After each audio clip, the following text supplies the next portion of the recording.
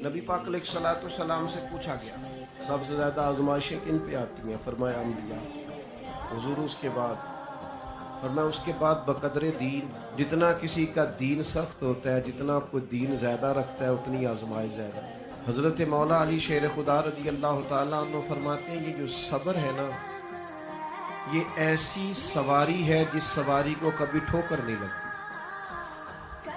इस सवारी पे जो लोग सवार हो जाते हैं ठोकर नहीं लगती। मतलब क्या है कि ये लोग सीधे सिराते मुस्तकीम पे सफ़र करते करते अपने रब की बारगाह में हाजिर हो जाते हैं।